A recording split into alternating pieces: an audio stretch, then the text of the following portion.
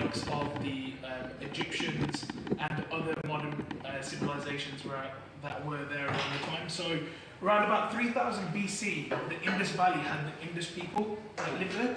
And a quick question is, when you think of modern civilization, what type of things do you think about? Barry? You think modern civilization? Yeah, when you think about early modern civilization. 1000 BC. Yeah. So you think you assume they were quite primitive, and there'd be multiple gods, whether you look at the Greeks, the Romans, or other cultures. Yeah, so that's quite a thing, but you know what, primitive, not really technologically advanced. However, with the Indus people, it's slightly different because they were masters of arts and crafts, and this is actually taken from the Punjab region. It's an Indus Valley and an Indus people toy. So as you can see, it's got a bull head on there with wheels, and these are the type of things that were being created around about 3000 years ago, 3000 BC, which is a significant time away. They were actually also the pioneers of agriculture. So this is really where Punjab's farming history started from, is with the Indus Valley civilization. The reason that the Indus Valley people could use the land for agriculture is Punjab has always been a land that has been fresh, one that can be used to cultivate the land, grow produce and things along those lines. And this is where it actually ended up, is that these people were actually the pioneers of agriculture, and that is shown throughout the Indus Valley region, the way that they would harvest crops, the way that they'd use machinery such as bulls. All of these things were starting to be invented back then, around 3000 BC.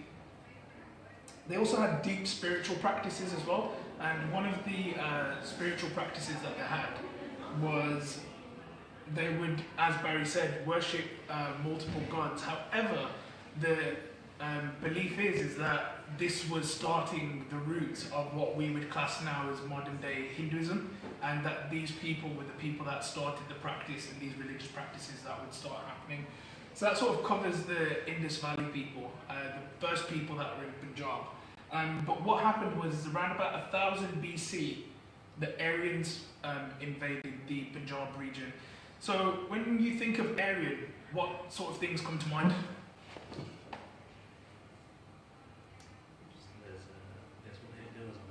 Yeah, so things that Hitler was on about, and what traits did Hitler look for? Blonde hair, blue eyes, these type of things. What a misconception that Hitler had is that the Aryan people, even though they had started to migrate from Europe, the actual Aryans came from a place known as modern day Iran, and it's the Iranians that actually class themselves as the modern day Aryans. And when Hitler actually looked into history, he started to uncover this. However, because he had already had the myth of the blonde hair, blue eyes, the Vikings, etc., he had to run with it for his agenda. But the Aryan people actually came from Iran and then ended up in the Indus Valley region, and unfortunately the Indus Valley civilization was wiped out through conflict, through disease and everything else that the Aryans had brought over. So there was mass amount of disease, a lot of pillaging, a lot of burning, and they actually took it by force. And then the Iranians actually held that land for quite a significant amount of time, and that was the modern day Aryans. Interestingly enough as well, Iranian, and the language that the Aryans used, which was an early form of Iranian, was actually one of the first languages ever used in the Punjab region. And then we moved on to the Vedic age, so this is still in early ancient Punjab. And then we started with something that was the Battle of the 10 Kings, which is apparently known as the first ever battle in the Indian subcontinent. It's written extensively in the Vedas, and it was fought around about 1500 BC, and it was fought in western Punjab. And the actual battle consisted of one king who sat in Punjab and against 10 kings that were made of 5 Aryan kings and 5 Indus kings who wanted to overthrow him. They came, they attacked the land, and all 10 of them were defeated in battle. And Punjab still remained as the region that it was. And then the second significant battle from that ancient Vedic period is something that probably everybody's heard of, is Mahabharata. And a lot of people don't actually know is that Mahabharata was actually fought in modern day Haryana. So the location hasn't been absolutely pinpointed, but they do know that Haryana is the state that Mahabharata was fought in. and the conflict there was actually again for the throne of the Punjab region. So when we're looking at the Mahabharata, the story is that two cousins fell out. Again, typical Punjabi traits, I guess, within families. That two cousins had fallen out. A battle has ensued, and it's actually been fought for the throne of Punjab because, again, this Indus Valley area, this Punjab region, is significantly a powerful region. People want to have control of it due to the fertile lands, due to the gateway it represents to Europe and the rest of Asia. And again, where it starts coming into sort of Hindu mythology is when the story was taken. A lot of the people at that time then started to incorporate their mythology within the story as well. But these events did happen and are recorded events in history that happened around about 1000 BC. So that sort of covers ancient Punjab. Any questions before we move on? Where was this Punjab? Like, how far did it? So with the Indus Valley civilization, it's quite interesting because the modern day area that we think of is the Punjab that we have. The Indus Valley civilization actually extended to the borders of Iran, into parts of China, and then the rest of the Indian subcontinent made up majority of the Indus Valley region. The reason that when the Iranians came, so if we go back to the Iranian invasion with the Aryans, it was easy for them to get in because it was literally on their doorstep, and then it became a part of the Iranian Empire. And then with the Aryan Empire, whatever lands they had controlled, then again, sort of Punjab region came in and it started to grow that way. So it was quite significant. So that sort of covers a little bit about ancient Punjab. Like I said, those are the two major battles that were fought in Punjab, the Battle of the Ten Kings and obviously the Mahabharata as well. So those are two battles that are historically significant in Indian history. Bobby, just one quick question. Yeah, sure. I remember Mahabharata from a kid, coming to watch it because it was the only thing on BBC Two. So I was referred to Kurukshetra. So is Kurukshetra the place that they're not sure where that is because that seemed to be the main battleground? Yeah, so what they've discovered is that they believe that they can't locate the actual pinpoint location. However, they have confirmed that it would be in the Haryana region, and the only reason that they can confirm that is when they've had a look at old river trails that have gone through there. The battle was actually fought. I forgot what the river was. There's a significant river on the banks of that, and majority of that river flows through Haryana, pretty much significantly all of that section of river. So that's why they've pinpointed it down as being the main location for the Mahabharata battle, and that's where they've sort of discovered that this battle is fought there. Again, they can't pinpoint the actual location of the battlefield, but they do know that as a district, they're 99% sure, nearly 100% sure that it was fought in Haryana. Okay. So that sort of covers the ancient period, and then we move on to another significant period is the Greek invasion of the Punjab, which is actually a little known history that people don't actually know. And it starts with this person here. Does anybody know who this mythological person is? It's from Greek mythology. Haj, want to stab it? A bit too early for me. Hercules? It is Hercules. Yeah, so what's interesting is that the Greek invasion of Punjab really starts with the mythological figure Hercules, and the reason that it starts with the mythological figure Hercules is said in mythology to have visited the Indian subcontinent and visit the Indus people who resided in the Punjab, and had many adventures out there, and is basically was known as to being a sort of second resident because he loved the place extensively, that he would often go and visit there. So what happened is that led one man on a little bit of a conquest, because he said that if Hercules has gone to visit there, I'm going to conquer there. And what happened with the Greek invasion is there was three main players in that time.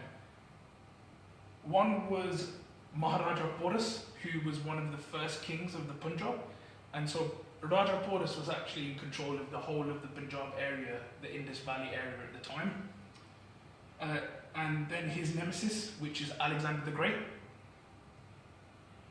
And the funniest thing is, when we were laughing earlier about family politics, Raja Porus's family member, King Taxis, who was, again, one of Raja Boris's family members, who kind of threw him under the bus. Again, typical Punjabi mentality that started even 1,000 years ago.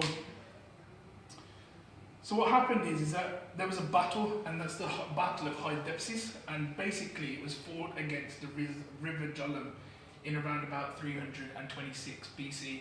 What happened is that Alexander had approached King Taxiles and said that he wanted to overthrow Porus's empire, and Taxiles had said that he would help him, and as long as Taxiles was made as one of the generals of Alexander's army and could control the region. So Alexander thought, great, I'm going to go there, going to conquer Punjab, it's going to be an easy victory. It actually turned out to be his toughest test. Before Alexander had even reached the River Jhelum, he had lost thousands of troops to snake bites, wild tigers, famine, and the exhausting sort of Indian subcontinent heat had finished most of them off. What happened is that when Alexander went, he had seen that the River Jhelum was quite extensive, and what Raja Boris did is he deliberately placed his troops on the other side of the river and thought if Alexander wanted to, he'd have to cross the river and try and fight. Alexander did manage to cross the river, however it caused, there was a bloody battle that ensued. Thousands of troops died, but one thing that Alexander hadn't factored in is the use of elephants, which sort of significantly led the battle in Porus's favour. However, history writes that the Greeks claimed victory and that Raja Boris was overthrown, and in a fit of mercy, Alexander the Great gave Boris back his land, but it was still part of the Greek Empire, and said that Boris would have to obey the Greeks. The funniest thing is that that's the history that is written by the Greeks and by British historians. However, I wanted to ask, did Alexander really win? Any hands for yes? Any hands for no? Everybody unsure? Yeah, I guess so. I've always thought he did, to be honest. Yeah, so it's interesting. So modern day history depicts that Alexander the Great won, and he significantly won the battle. However, the interesting thing is that one of Alexander's historians, called Strabo, ended up writing a little piece of history when Alexander came. And Strabo, he was quite respected in the area as being a Greek historian, especially in that time, would write the history of Alexander the Great because he was present there.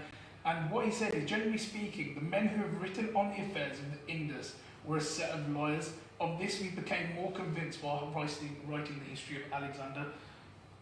Not only did Strabo say that Alexander didn't win, a number of other Greek historians actually said that it didn't make sense that Alexander would give back the land to Porus, so the whole of Punjab, to somebody else. Alexander wanted India more than anything else. And so the fact is that for him to conquer any land, which he had done previously, he had never ever given the king their land back. Strabo also writes that the relationship between the Indus and the Greeks was mainly through trade and diplomacy. The Greeks didn't see themselves as superior in any way, just different. And it's quite interesting because this is a statue of the goddess Athena, and that was also found in the region, and that was significantly there through trade. And what it does show is that the Greeks did settle in Punjab for a vast amount of time. Hence, where when you take a DNA test, majority of Punjabis, they do have European blood, especially from the Mediterranean. And the reason that they do is just due to the fact that when the Greeks settled, they would marry the locals, become part of the culture, and the Greeks actually stayed there for a good number. I think it was around about 300 years that the Greeks actually stayed there to trade and have diplomatic relations, and also marital relations as well with the people of that area. Then we move to early modern period, which sort of covers the Mughal Empire, the Sikh Empire, and the British Empire. So fast forward between the time of the Greeks to the early modern period, Punjab was then taken over by another 5 empires during that time. As we sort of discussed for everybody that walked in, Punjab has been invaded and colonized 25 different occasions by 25 different empires. So I'm going to throw maybe a deep spiritual question here is, why did Guru Nanak Dev Ji choose Punjab as the place that they took birth in, the place that they came? Hansh, I'm going to come to you first. Well, I'm going to go down the spiritual side, aren't I? Mm-hmm.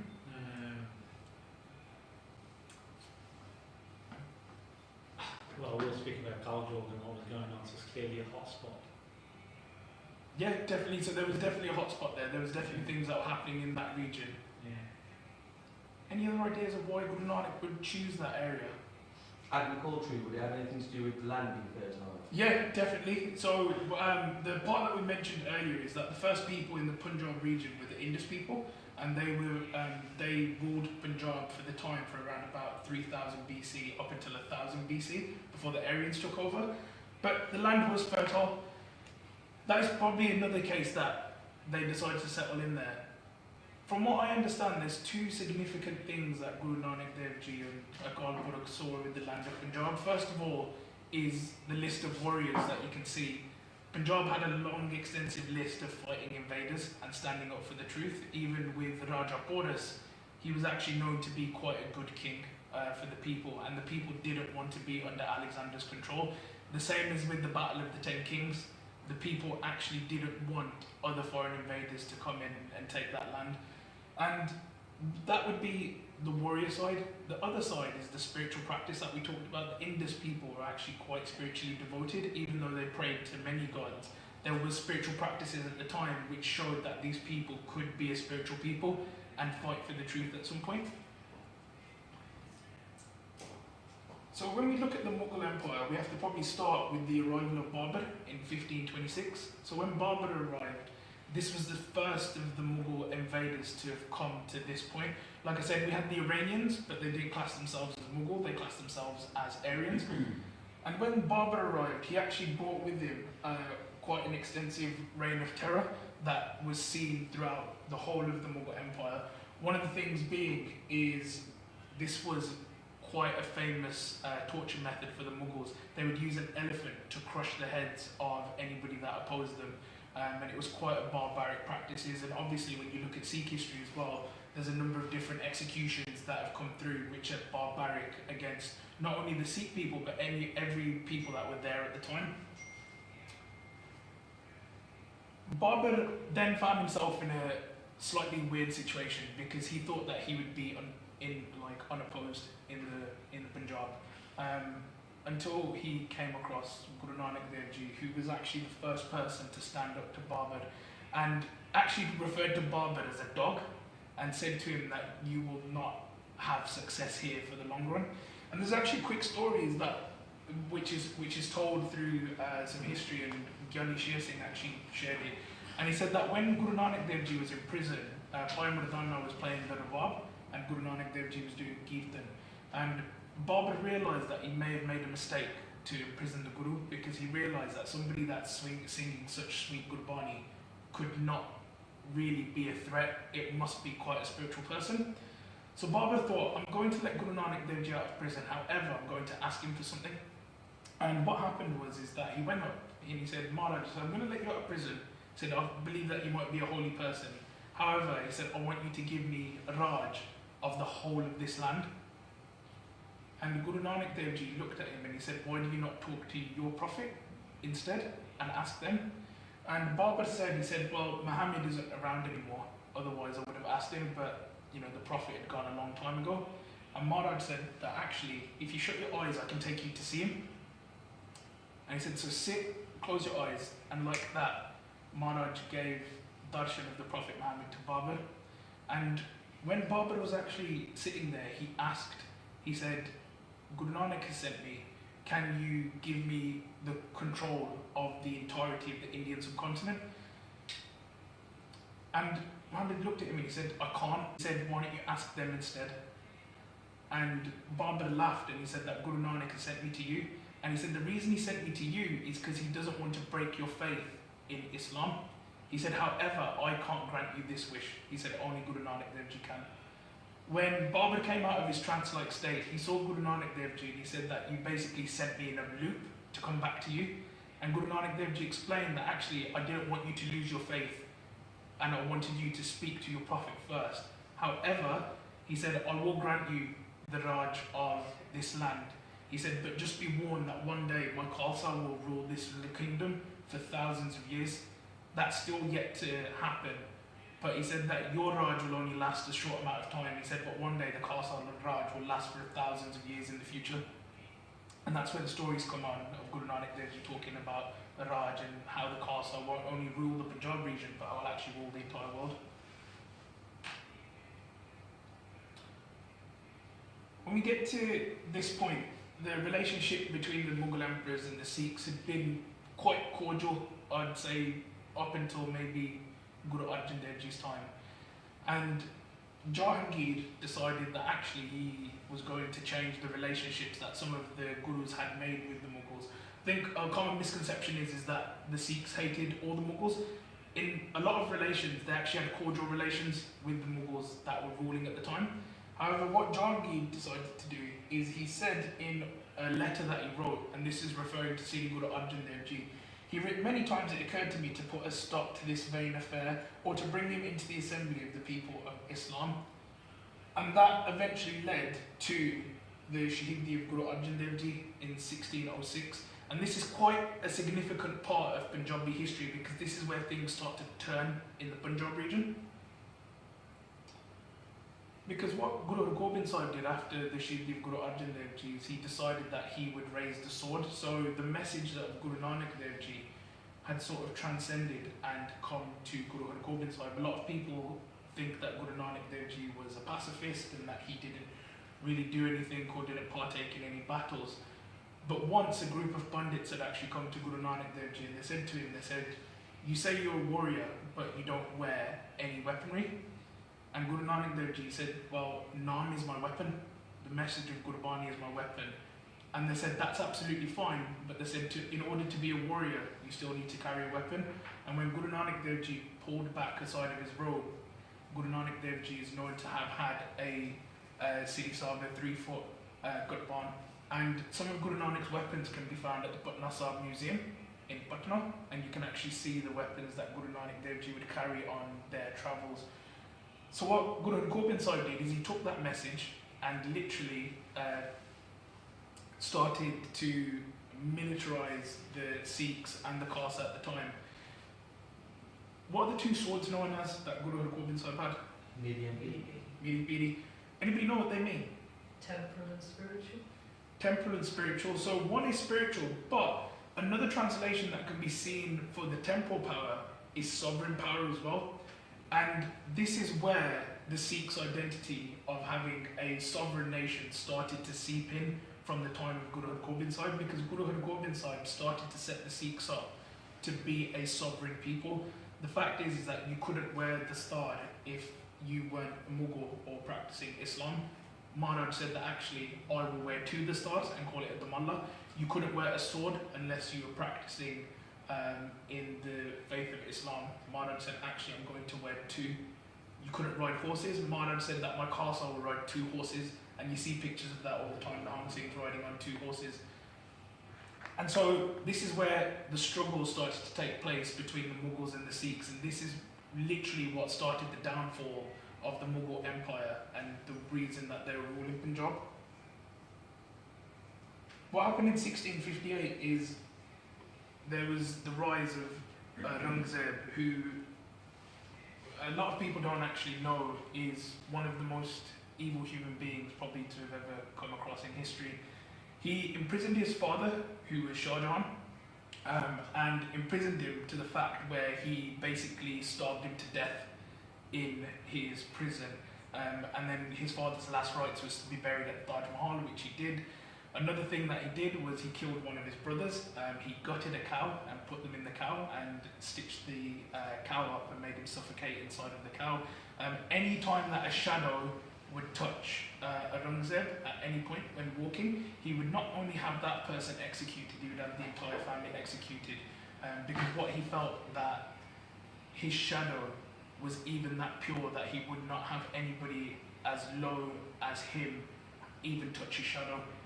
And that's how much of a despicable human being he he actually was. And he caused probably the mass amount of terror in the Punjab at that time, tried to convert a lot of Hindus, a lot of Sikhs, and then you see a lot of the pictures of a lot of the Shahidi that was given. He was killing innocent children, butchering innocent men and women. And there's two significant things that really destroyed the Mughal Empire, and the two things that destroyed the Mughal Empire was the first of the Shahidi of Guru Tegh Bahadur Ji in 1675, and that started a turn of events that Aurangzeb's empire could not handle. Because after that, the final nail in the straw for his empire was in 1707 and the Shahidi of the Chota Sahibzade. By that point, Guru Gobind Singh had said that actually, I'm going to maybe just keep back a little bit. I'm not going to say anything just yet. And then once the Shahidi of the Sahibzade came, he had actually said to Baba Banda Singh Bahadur in the Khalsa army, he said, you're free to do whatever you want. He said, just destroy this empire and put it to the ground. And there's a significant story there was a root that was next to Guru Gobind Singh Ji when he found the news that the Sahibzade had died. He put his spear in there and he uprooted it, and he said, the same way that I've uprooted this root is the same way that my Khalsa will uproot the Mughal Empire and banish it from this world. And that actually came to fruition is in 1707, Guru Gobind Singh Ji sent a letter. Does anybody know the name of the letter that he sent? Zafarnama. And so Aurangzeb read the whole Zafarnama. Do you know what part he didn't read? There was a part he refused to read when he read the letter. At the end of the letter it says, Waheguru Ji Ka Khalsa, Waheguru Ji Ki Fateh. And his daughter was actually sitting with him. And when Aurangzeb was reading the letter, he refused to read that part. His daughter said, you need to complete the whole letter because it's raw duty and raw protocol that once a letter is given, that you read the entire letter. And when he read the letter and the last part, Waheguru Ji Ka Khalsa, Waheguru Ji Ki Fateh, Aurangzeb actually dropped dead at that point when reading the letter. That's the history that's written by the Khalsa. The Mughal history is slightly different, but that's the history that the Sikhs adopted. And that was actually the end of the Mughal Empire, because the Mughal Empire started to fade and it did not have the same power as it did do whilst it was under Aurangzeb. Does anybody know who came next after the Mughals had gone? Any idea? So I would say the British, unless you tell me somebody else came first. Yeah. Yeah, Maharaja Ranjit Singh Bahadur and Close, but there was another prevalent invader that came to Punjab just after Aurangzeb when they saw the power vacuum. Was that the Afghanis? It was the Afghans, and it was the Duranis that came to Punjab next with Amshad Dali and his family, and they were also incredibly ruthless people. They saw that Punjab had a power vacuum, and they said that actually what we will do is we will take over this area and it will give us access to the rest of the Indian subcontinent. So the Duranis came, but after the Duranis, there was a significant event that happened in 1716. Does anybody know what happened? Really significant for the whole of Punjab's history. Any guesses? So in 1716, the Sikhs had actually defeated the Durrani Empire and not only pushed them out of Punjab, actually pushed them all the way to Afghanistan and actually took over Afghanistan. And this is the first time in Punjab's history that the Sikhs had taken any full control of what I would class as a country at that point. So after all of the various empires that came in, 1716 is really the first time that the Sikhs had control of the entire Punjab region.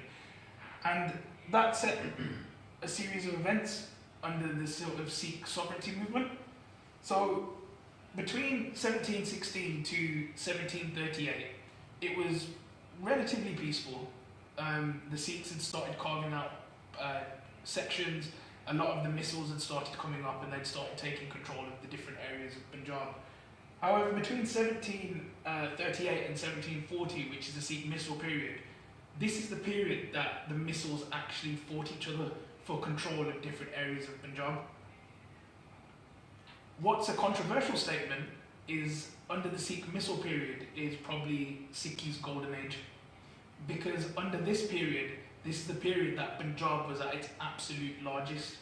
Punjab was also at its absolute richest. The education system was well advanced. When the first British came, they said that actually under this empire, the education is the best that they'd ever seen. And under the Sikh Missile period, if there was always a constant civil war, there wouldn't be the ability to education. So the only point that there was a mass amount of significant fighting was between 1738 and 1740. There were skirmishes, however, a skirmish is very different to a large full-scale battle during that period. What happened after that is Maharaja Ranjit Singh came in 1799. Again, Khalsa had been divided, the Missals had taken control of their lands. There was still some skirmishing, but what he decided that actually what Punjab needed most was to take the entirety of Punjab and put it under one kingdom, and that's what he did. He unified all of the Missals. What people don't realise is that during this period is he actually gave land to the British.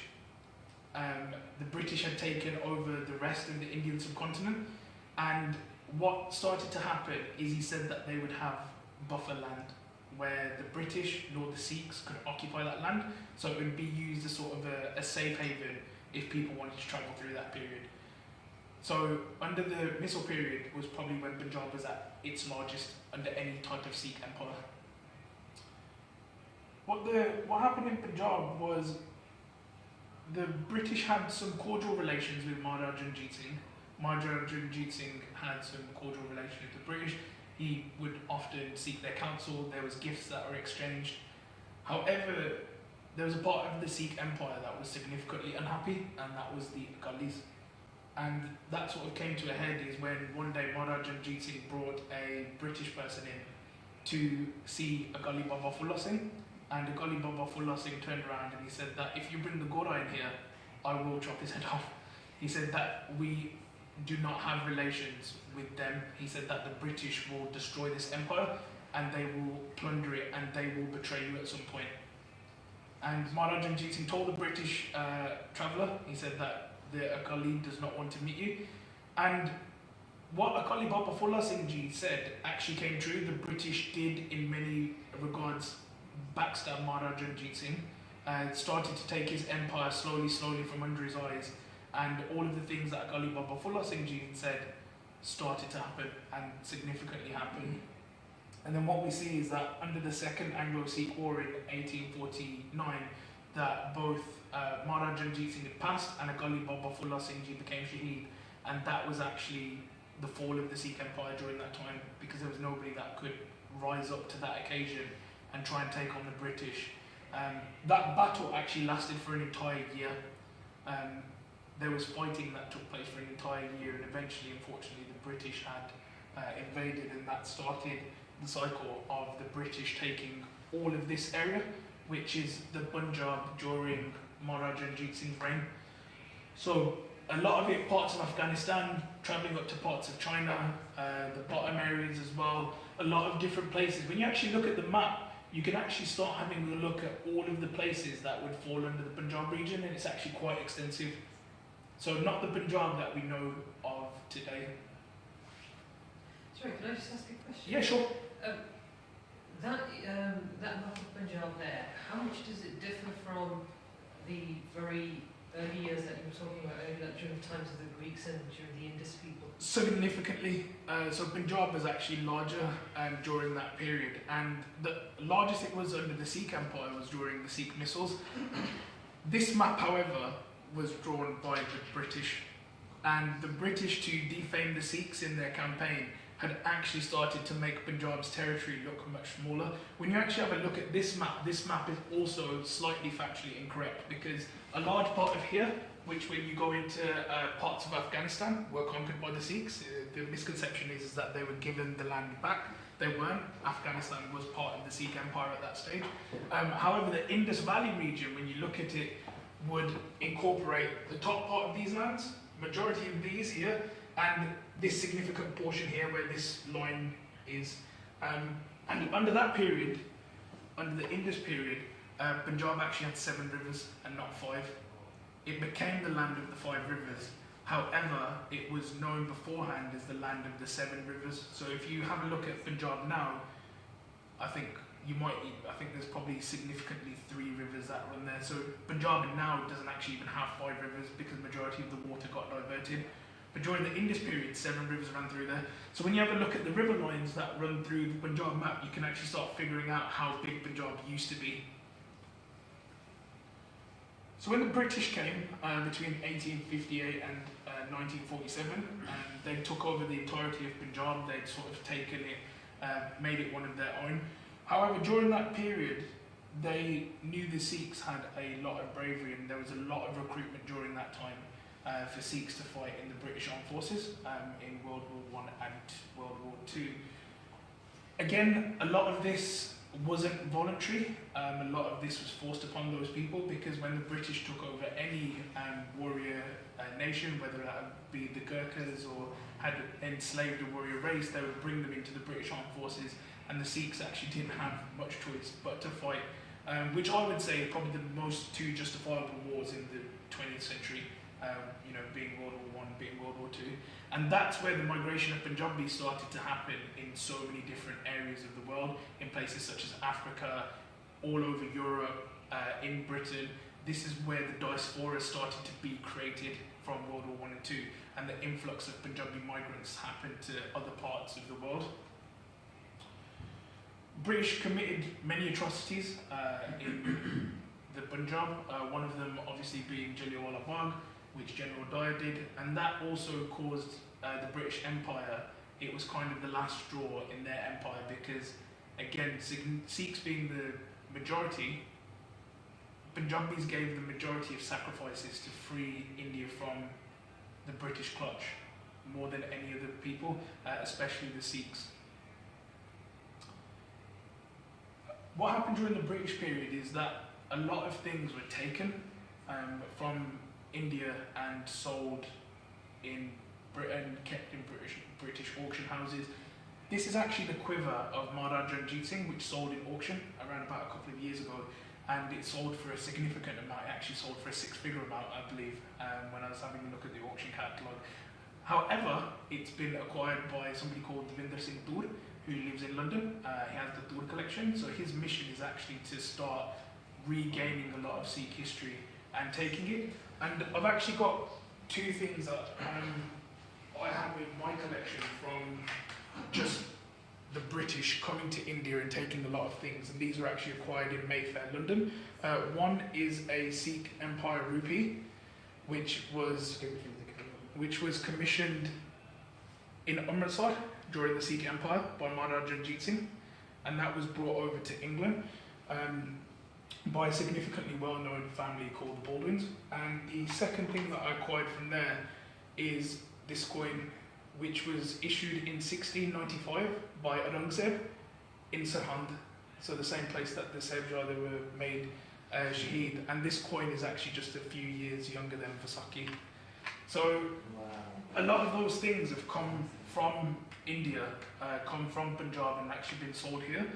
So I do always encourage anybody that if they do find some significant history, not to just buy anything, because these came with certificates of authenticity from the people that actually sell them. So it's quite important that we try and buy some of our history back, I believe.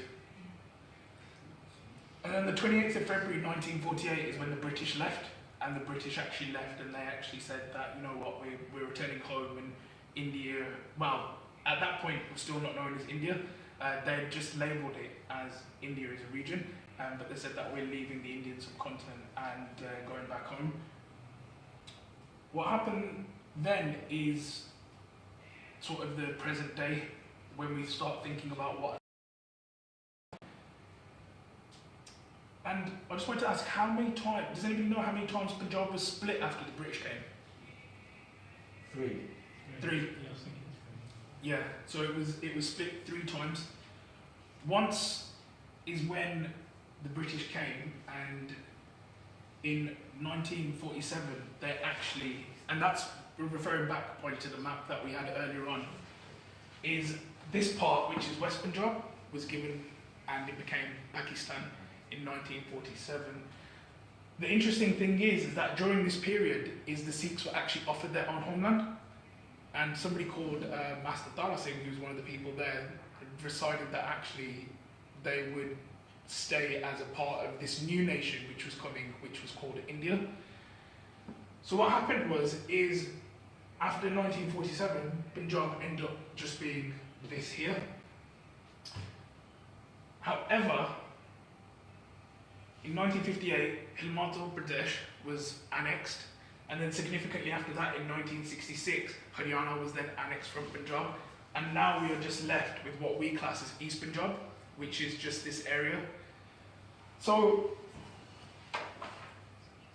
what I want to ask, right, was, and this is potentially going to be a 50-50 question, right? Was the partition of Punjab all negative? Any ideas? Is it, and that's completely like your own thoughts. I think from our perspective, it was because so much of our history got lost. Mm-hmm. I mean, everything to do with Sri Guru Nanak Dev Ji went into Pakistan, everything to Maharaja Ranjit Singh went into Pakistan, Sri Raja Dev Ji Shahidi Lahore, but that went into Pakistan. We lost a lot. Yeah, absolutely. Or is Malna कहने से क्या? Who would have looked after it? Yeah, that's also a question as well. So I always think of it as a 50-50. I actually think that the partition of West Punjab was the most negative.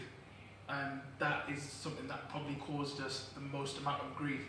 However, with the annexation of Haryana and HP, it was negative, but it did have its benefits. When West Punjab was partitioned, majority of Punjab did not speak Punjabi as their mother tongue. Majority of the people still spoke Hindi. It was the people in the East Punjab region that spoke Punjabi. What I think is that if those two portions of Punjab did not get annexed, there's a very, very good chance that Punjabi language would have died. Because I think that those language would have just been on the back burner, and East Punjab would have been made to have spoken the Hindi language, which is still prevalent in Haryana and HP. Also as well, in East Punjab, majority of the Sikhs lived. In HP and Haryana, they were non-Sikh majority states. And I think that if you look at when it comes to government and government billing, I think that Sikh issues would have also been put on the back burner if the whole of that Punjab region had stayed like that. So again, I'd say that the partitions are 50-50. I think if it was in its entirety, it would have been fine. But once West Punjab had been annexed and given to Pakistan, I think that really started the downfall for a lot of Punjab's issues after that.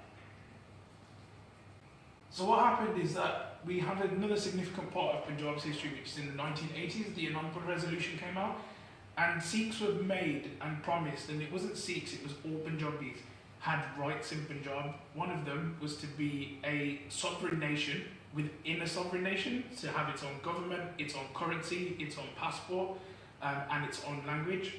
Those agreements did not happen once Punjab had decided to be a part of the Indian state. And then in the Anandpur Resolution in 1973, a lot of things were asked for. Some of those were clean drinking water, the respect of women. On top of that as well, Sikhs should have the right to practice what they wish in the Punjab region. Punjabi should be the main language of Punjab, it shouldn't be anything else. And those demands came at loggerheads with the Indian government when Sant Jarnail Singh Ji actually campaigned for human rights. And these were just basic human rights. You know, the right for farmers to provide their own prices on their produce and their own tax. Farmers in Punjab were actually the highest taxed at the time, leading to mass amount of farmer suicide. A lot of land grabbing was made from the Indian state. A lot of parts of the Punjab region started becoming government owned. Other things were, you know, the free right to practice whatever religion, faith you wanted. The respect of women was also put on the back burner. A non-caste system in Punjab, and for Amritsar to be declared as a holy city, which other places in India had already been declared. and all of those demands were not met by the government, and they decided that actually, instead of resolving it peacefully, that they would resolve it using force, and that's what happened when Operation Blue Star took effect, which is a significant part of Punjab's history. And the significance of destroying the Akal Takht is what we talked about earlier, is Guru Har Gobind Sahib had already given us the mindset of being a sovereign people and a sovereign nation. And that's why one of the things is, when they looked into the research, that's why Akal Takht was actually targeted, not only because the Kokos and the Shiites that were fighting in there were using that as a place to set up and defend, but also the significant history of why that building has so much impact for all Sikhs, to give them that sovereign mindset. Then what happened is, after Punjab went through an armed conflict, and that lasted all the way up until, I think it was even the early 2000s, where there was some factions of the Sikh armed movement, the sovereign movement, that were declaring an independent homeland for the Sikh nation, that they were still taking effect in that.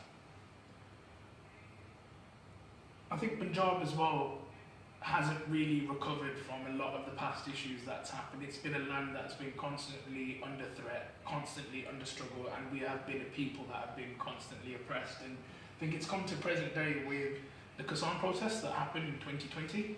So what happened is that the laws that the Indian state had put in was to try and take as much land from Punjab as possible through the fact that farmers were able to cut out the middleman, not have a minimum price for their crops, and eventually what would happen is that the third party market would outprice farmers that couldn't afford to run their land, and the only alternative solution would be that they would sell their land to the government, and then the government would make that into constructive factory farming in the Punjab region. And that took effect for over a year. The laws were repealed. Whether that is a good thing or a bad thing, that's up to everybody to make their decisions with. There's also been a mass amount of violence that has risen in the Punjab over the last couple of years, especially with the murder of Musiala, and the fact that, again, Punjab is coming into a very dark place where they haven't really had things like this happen since the 1970s and the 1980s. And these are some of the same things that the government used as fuel for actually going into Punjab and trying to take as much of Punjab as possible. There's also been a massive Christian missionary movement in Punjab. Mass amount of conversions have happened over the last year, and it's been significant. As you can see here, Punjab isn't a place that Christianity was practiced beforehand, not before the British came. When the British came, that was when the first signs of Christians had actually settled into the Punjab region. But now they've actually become quite forceful in their mass conversion, telling people that actually Guru Nanak Dev Ji is not the truth, and that they will go to hell if they do not follow the path. Also giving them incentives that we haven't given them, such as healthcare and housing and things along those lines. So if you're somebody that's poor, it's easy to see that you might find a better life with a different faith that is trying to look after you. As you to target people, don't they, that are mainly in poverty? Yeah, that's it. Areas. Yeah, so they always go to the poorest places. Yeah, always. And so that has also caused a massive amount of grievance in the Punjab region. And Punjab's drug abuse problem is probably at its absolute highest, and a census that they published last year actually said that 3 million people in Punjab are taking some form of drug. So 3 million is a significant amount for a population that isn't that big. I mean, I think Punjab is about 25 million people, roughly. So if you think about that population, that 3 million people is a significant amount to be taking any form of life-threatening drug. Particularly targeting ladies now as well. Yeah, Because they're the future mothers of the class. absolutely. And all of these things, I believe, are in place to, again, weaken the Sikhs' sort of rise for having a sovereign nation. A sovereign nation, as we've sort of seen throughout the whole of history, Punjab has always been independent. It's only up until the 1900s, that Punjab wasn't independent and it actually became part of another nation. And the way that I see it is Punjab is just under the control of another empire, as it has been for a long time, and that the future does look bright, and that I'm sure that one day Punjab will be independent again at some point. This is a question that I wanted to have a discussion. What things do you reckon we could do to try and help our historic homeland with everything that's going on? Educate the younger people that clearly so they'll be interested in their history, and obviously they're only just learning about this in their schools and like English history and whatnot, and there needs to be more classes, even in Punjabi schools, probably maybe obviously incorporating some sort of Sikh history into it as well. Because even RE in English schools is very basic and doesn't really touch upon anything to do with Punjab or Punjabi history. Yeah, definitely. I think education is definitely important, and education back home as well is definitely important. Considering I think that we're starting to lose that in Punjab as well, that the youth is trying to sort of stray away from their ancestry. Sort of anything else that we can do, like practical steps that we could do to sort of help our homeland. One of the things that I thought about is having incentives to try and clean up Punjab's water system, first of all. And a lot of the water in Punjab now, a lot of the rivers are full of poison, they've got high uranium counts. A lot of people suffering with cancer out there as well, just due to the fact that this water then seeps into the soil, that soil grows crops, and those are things that I think could have a practical effect at some point. The thing is, a lot of that is also because a lot of powerful Western companies give financial incentives to farmers to trial out their chemical products on the land. And you kind of need to stop that from happening before you can start thinking about cleaning up the water. Because it's one thing cleaning up the water, but if all that chemical is then running back into the water, then it's going back to where it started. Absolutely, and I think one thing Punjab could benefit from is naturally organic farming. Yeah. However, as Body stated as well, that takes significant amount of investment, and when you have corporations that come into Punjab and are giving significant investments to farmers to use pesticides and other things that are quite harmful to the crops that most Punjabis eat, then it's very, very difficult. I don't know if anybody saw Toxification, the documentary that was made. It was on Amazon Prime. The lady who made that, she's London-based, and she was saying that when she was doing her research, she only found one farmer in the whole of Punjab who had organic farming practices. Just one farmer, and he was a French person settled out there and gone down and taken a Sikhi path as well. Just one. Saying that, touching on that point, it is a lot easier said than done, because if you've got farmers here now who are struggling on the poverty line, and someone's come here and said, look, we've got something that will increase your yields, which is obviously money to them. Like organic farming, I've seen that documentary. I've seen, obviously when I was in India as well, there was a lady that was running a program, and she was saying there was an organic farmer doing stuff, and he's saying, so much better for your health, etc. But again, the yields, again with milk, the cows doing it all organically, you're getting a fraction of what, and then to them, obviously they need to survive. So when someone's life's on the line, it's a lot harder to make that choice of, should we use it, should we not?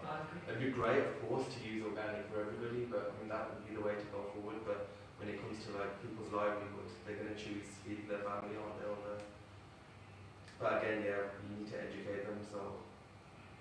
Yeah, and I think that's one thing that we have to, the reason that I posed the question is I think that's one thing that us being in the West have to think about is the fact is that our homeland has been cut significantly, and there's always the risk that it can disappear to even a smaller area or a smaller population area. And with us being here, we have a unique privilege of having a better education system, having more affluent, especially Punjabis that live in this country, live in the United States and Canada and places like that. And I think it's up for us now to start coming together and thinking of ways that we can actually help Punjab.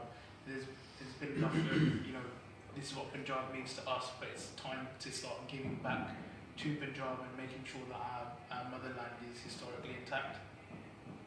So I know that there's been a lot of information there, a lot of history. Like I said, it's thousands of years of history to try and cover in a short amount of time, try to cover the sort of main parts, but the premise of these talks isn't for me to give everybody the information, as I said at the start, it's to really maybe spark the interest in going and doing some more research about where you come from, Punjab, whether that be when the Greeks invaded the Indus people, maybe having a look at the other 25 empires that had called Punjab home at some point.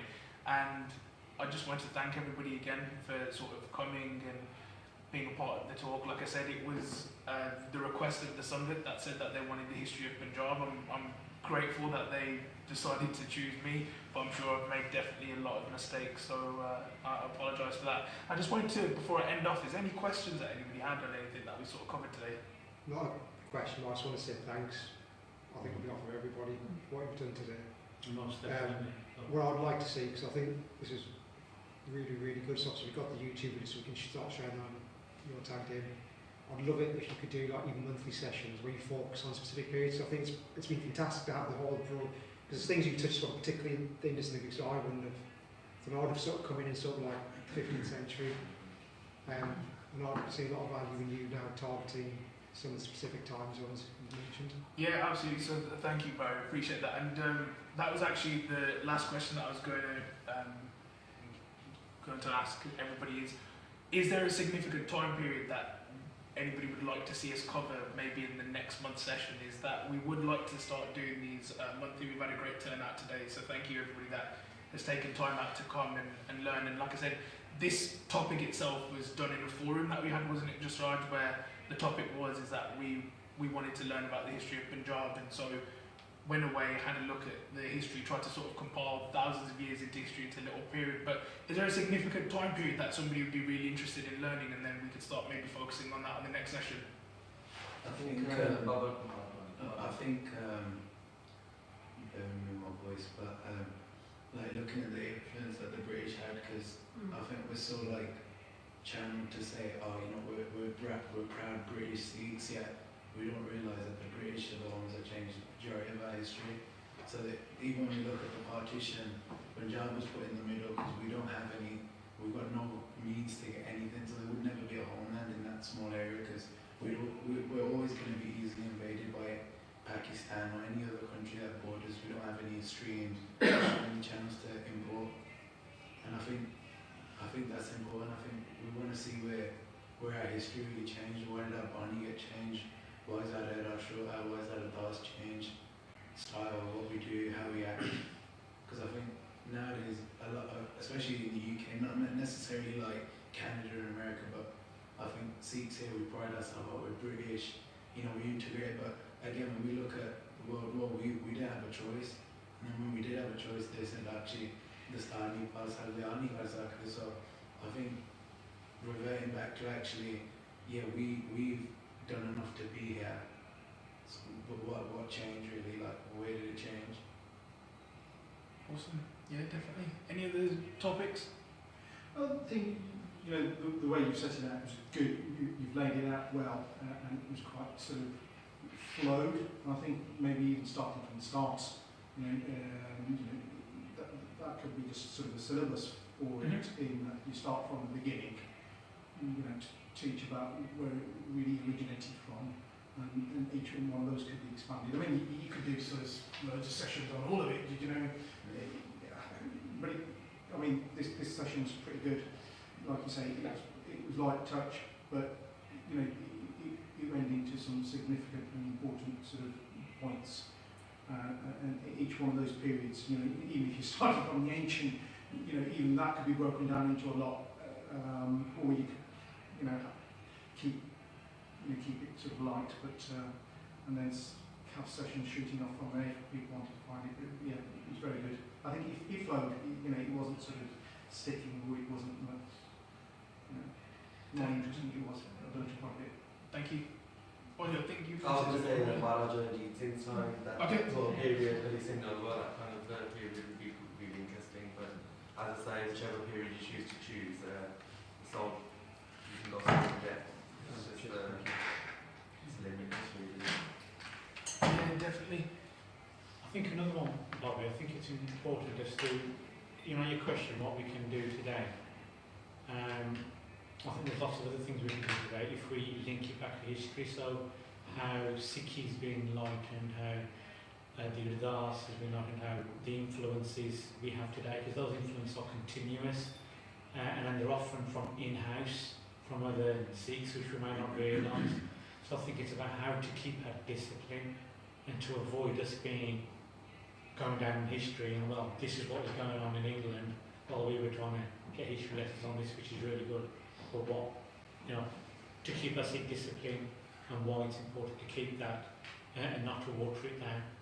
Yeah, absolutely, and it's an interesting point, Haj, is what Ricky was saying as well about the British influences. How many times we've taught the kids when we have a Vajra in the classroom that actually historically the Vajra isn't an instrument that has come from us, it's an instrument that's come from another instrument that the British used, which was an accordion. And there's so many different things that I've said around that time. So I think what I'll do is definitely make some notes on it, and like I said, maybe start breaking down some of the more significant periods of Sikh history, and I think maybe starting with the Sikh Missile period, then the British Empire, and then how the British changed Sikhi as well.